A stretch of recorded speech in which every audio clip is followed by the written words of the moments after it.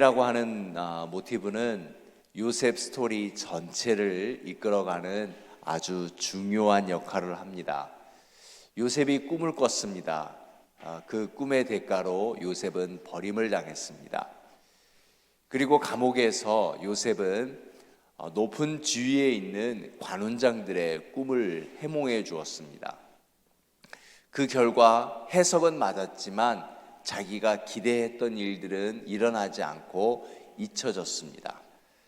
그것이 오늘 41장 1절에 보면 만 2년 후에 라고 하는 것은 술 맡은 관원장의 꿈을 해석해주고 기다린 지 2년이 되었다라고 하는 것입니다.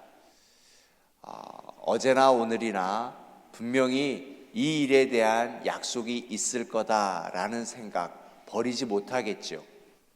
그렇게 2년의 시간이 흘렀는데 이번에는 바로 왕의 꿈을 이제 해몽하게 된 것입니다. 점점 요셉이 상대하는 사람의 신분이 올라가기 시작합니다.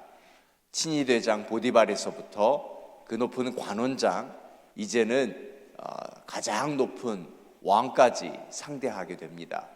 요셉은 노예입니다. 다른 나라에서 팔려온 노예입니다.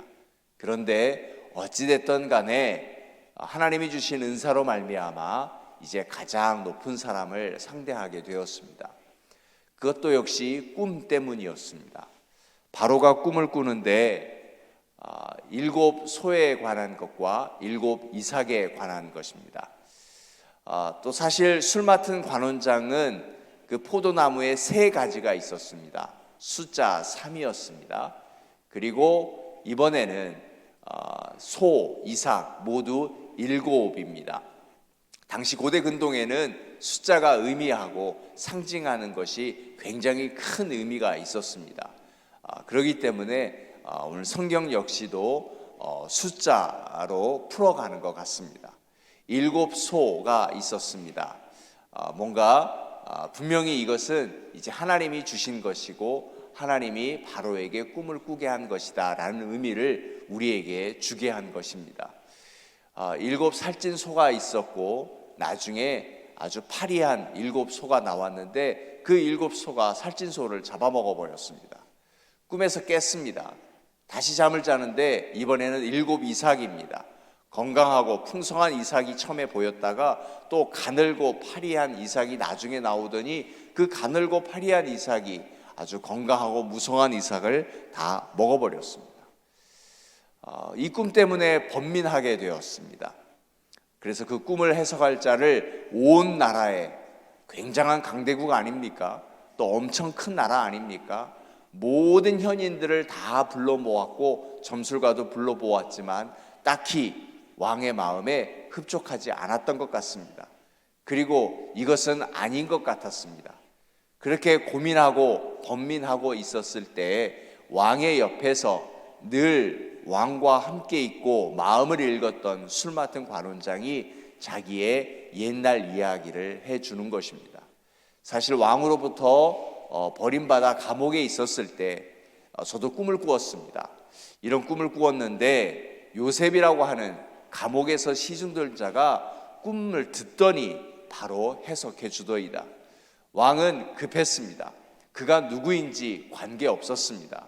그래서 그를 부르게 되었는데, 자, 불렀을 때 제 눈이 멈추는 것은 바로 이 부분이었습니다.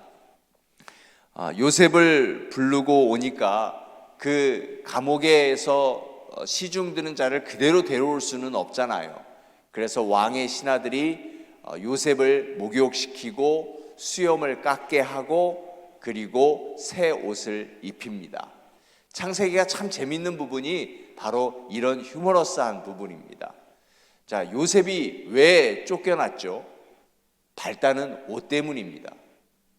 아버지 야곱이 자꾸 요셉에게만 채색 옷을 입히잖아요. 명품 옷을 요셉에게만 주었습니다. 또 형들이 워낙 많으니까 아마 그때도 그랬겠죠. 형에게 옷을 주고 대물리게 했을 것입니다. 저는 늘 형이라 새 옷만 입었습니다. 동생은 늘 그게 불만이었었습니다. 그런데 요셉은 맨 밑에서 이제 바로 위거든요. 그랬는데도 자꾸 요셉에게만 채색 옷을 주는 겁니다. 깨끗하고 좋은 옷을 주는 겁니다. 형들이 이걸 시기했죠. 아버지 야곱의 잘못된 사랑입니다. 정말 그 아들을 사랑하면 형들을 사랑하고 형들의 사랑을 통하여서 동생을 지키게 해야 될 터인데 편해. 오직 그 아이만 사랑함을 통하여서 오히려 형들에게 미움을 받게 되었던 것입니다. 결국 그 옷은 찢겨졌습니다. 형들이 다 찢어버리고 그냥 노예의 옷을 팔아서 넘기게 되었습니다. 자, 이제 애굽의 친위대장 보디발의 집에 팔려가게 되었습니다. 거기서 인정을 받고 열심히 일하는데 갑자기 보디발의 아내가 이상한 눈빛으로 다가오지 않습니까? 그러다가 뿌리치고 도망갔는데 그만 자기 옷도 찢기고 그 옷을 가져가지 못하여서 그 옷이 증거물이 되어서 이제는 사형수가 되어서 감옥에 가게 되었습니다. 바로 친위대장의 감옥은 죽는 사람이 오는 정치범 수용소입니다. 거기에 들어가면 죽는다 하였습니다. 또 그 옷이 찢겨서 들어가게 된 것입니다. 요셉의 옷은 자꾸 찢겨지기만 합니다. 그런데 이번에는 옷이 입혀지는 겁니다. 왕 앞에 설 수 있게끔 새 옷이 다시 입혀지는 겁니다. 누가 회복시키시는 겁니까? 하나님이 회복시키시는 겁니다. 하나님은 우리의 옷을 입히시고 하나님은 우리를 회복시키시는 분이십니다. 옷이 찢긴다, 이건 수치입니다. 모든 것을 잃어버렸다라고 하는 것입니다. 옷은 성경에서 굉장히 중요합니다. 겉옷과 속옷 이야기 있잖아요. 누가 겉옷을 달라 하면 이라고 했던 것은 그 옷은 굉장히 소중한 것인데 생명과 연결되어 있기 때문에 그렇습니다. 옷이 찢겨지거나 옷이 없거나 그렇게 되면 그 사막 기후의 밤 날씨를 견딜 수가 없습니다. 무언가가 덮여 있어야 하는 것입니다. 무언가가 덮여 있어야 살아날 수 있는 것인데 옷은 바로 생명과 같은 것입니다. 하나님이 요셉의 옷을 어찌됐든 다시 입히셨다라고 하는 것은 하나님은 절대로 잊지 않고 계셨다라고 하는 것입니다. 더불어서 중요한 것이 있습니다. 생명의 주관자는 하나님이십니다.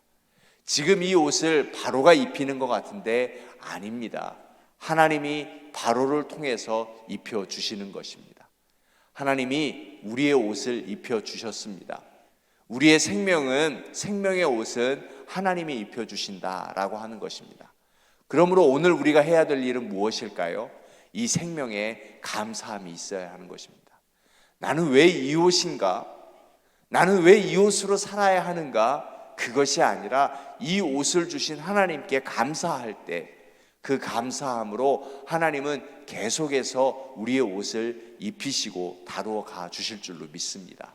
사랑하는 여러분, 오늘 하루 내가 입는 옷에 대해서, 내가 호흡하고 있는 생명에 대해서 감사하실 수 있기를 바랍니다.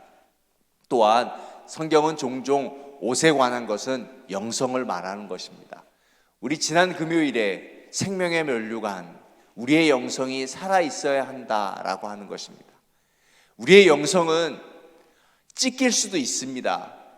또 벗겨질 수도 있습니다. 그러나 그때마다 늘 영성은 살아있어야 하는 것입니다. 영성은 보이지 않는 것입니다. 겉에 옷은 보이는 것입니다. 우리의 영성은 속에 있는 것입니다. 하지만 이 영성이 잘 입혀져야 우리가 건강한 삶을 사는 것입니다. 그런데 세상은 보이지 않는 것이 아니라 보이는 옷에만 신경을 씁니다. 그래서 보이는 옷이 얼마짜리이다, 보이는 옷이 명품이다. 그러나 우리는 지금 보이는 옷을 말하는 것이 아니라 보이지 않는 영성, 성령의 옷을 이야기하는 것입니다.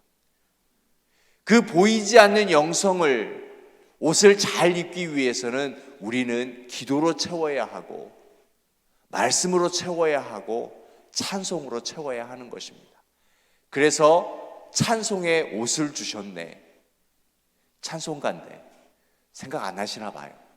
찬송의 옷을 주시고 말씀의 옷을 주시고 기도의 옷을 주시는 것입니다. 오늘 우리 이렇게 하십시다.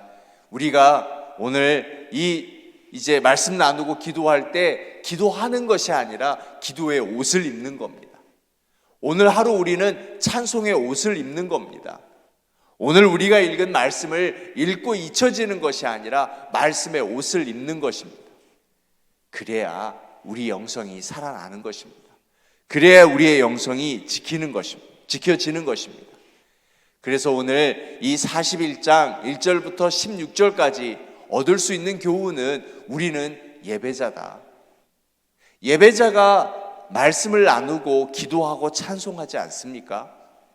그래서 우리는 예배자로서 예배자의 옷을 입어야 한다라고 하는 것입니다. 그 예배자가 얻는 복은 바로 믿음입니다. 요셉은 믿음이 흔들리지 않았습니다. 언제든지 믿음이 있었습니다. 그 믿음이 있었더니 옷이 찢겨져더라도, 비록 보이는 옷은 찢겨져도 보이지 않는 옷은 찢겨지지 아니하였고 하나님은 기억하셨고 회복시켜 주셨다라고 하는 것입니다. 사랑하는 여러분, 우리의 아픔의 회복은 믿음이 지켜질 때 있는 것입니다. 우리의 믿음, 이 믿음이 흔들리지 아니하고 예배자로서의 받은 믿음이 지켜졌으면 좋겠습니다. 그 믿음은 어떤 믿음입니까? 하나님은 절대로 잊지 않는다라는 것입니다. 하나님은 잊지 않았습니다. 2년이 지났지만 하나님은 이제 그것을 기억하시고 일들을 이루어 가시는 것입니다. 요셉이 꾼 꿈을 요셉을 통해서 이루시는 것이 아니라 놀랍게도 바로의 꿈을 통해서 요셉의 꿈을 이루시지 않습니까? 하나님은 더불어 한미교회를 향한 계획이 있으십니다. 자, 우리 모두가 함께 꿈을 꾸고 믿음을 가지고 바른 영성의 옷을 입게 될 때 그 우리 각자가 꾼 꿈은 하나님을 통해서 이루어질 줄로 믿습니다. 그것이 우리가 지켜가야 할 믿음입니다. 오늘 또 이 믿음으로 하루를 승리하실 수 있기를 주의 이름으로 축원하여 드립니다. 우리 이 말씀을 붙들고 함께 기도하겠습니다.